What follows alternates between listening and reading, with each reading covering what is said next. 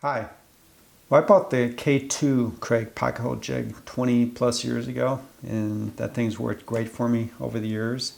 But it's really geared for 3/4 inch material. And recently I've been wanting to use pocket holes with 1/2 inch lumber and sometimes 2x4. So I opted to upgrade to the K3, and I also like the dust collection with the K3. So I made this custom fitted case to hold both the old jig and the new jig, along with all the accessories and a good collection of screws. I made this with 1/2 inch Baltic Birch plywood. All the joinery is Dominos, and the finish is a texture spray paint. So let's take a look inside.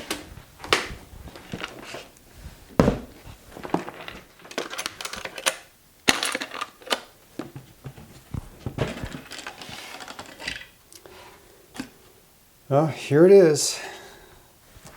So this is the original K2 jig and the K3.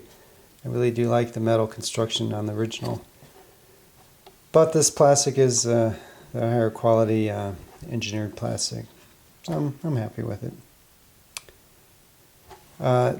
These two jigs are restrained by these blocks and from side to side, and to keep them from popping out, I have this retainer block that has 2 rare earth magnets with corresponding magnets, and this just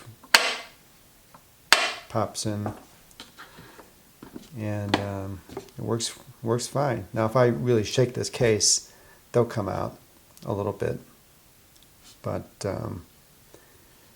it offers enough resistance that you have to give it a little force to pop it out, and yeah, it seems to work fine. Feels like it snaps in, and so this keeps this one from moving, and this little extension that rides over the top of this one keeps this one from popping out. Here is the accessory block that allows you to take the pocket hole jig to the lumber instead of the other way around. And I have the micro jig inserted. This is for the 1/2 inch material. And there's a block that sits on the lid that, when I close the lid, keeps this from wanting to come out any. This riser block over here allows me to attach my clamps, and there's room for a 3rd clamp.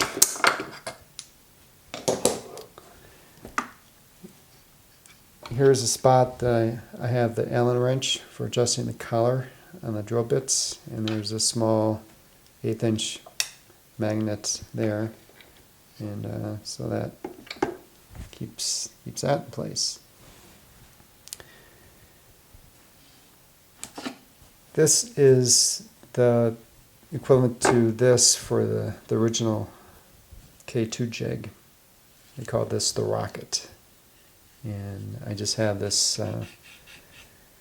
piece that fits in here perfectly, and that keeps that in place.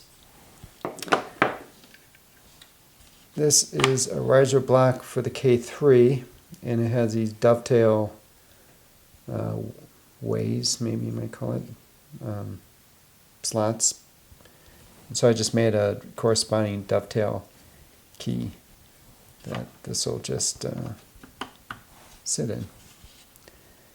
And then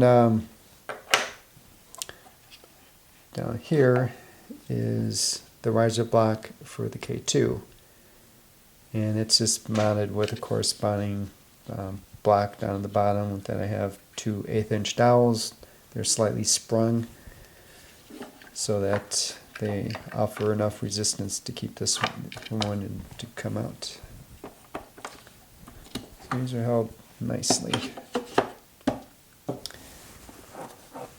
Here's a sleeve I made with 1/8 inch MDF, and it just holds some of the paperwork that came with the original and the new jig paperwork I wanted to keep. And I'm again using rare earth magnets to keep this from moving around. For my 2 drill bits, the driver bits that come with the jig, I have those mounted on rare earth magnets, and they're plenty strong enough. For my drill bits, this is the original one that came with the K2, and then I have the newer version, and they have these hex shafts that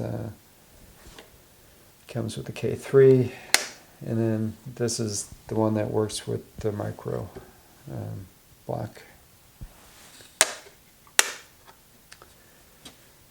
I forgot to mention, over this empty spot here is for potential HD block that I might purchase. That's for working with 2x4 type material, 1.5 inch thick. So if I buy that, I'll just stick that there. And then finally, I have my screw storage. Each bin here holds 300 to 500 screws, depending on the size of the screw. I have my most common ones up on this top bin. So I have my 3/4 inch, that's for the 1/2 inch material, your standard 1 1/4 inch coarse, and then fine. And this lifts out, and I have identical storage on the bottom trays. So I can store about 2,000 thereabouts screws here. It does make for a heavy case, but I'm not planning on taking any hikes with this. So, and then this block attached to the lid, when I close the lid, this acts as the lid for the screw storage. So obviously I don't want the screws flying all over the place inside the case. And that's my fitted case for the Kreg pocket hole jigs. Thanks for stopping by.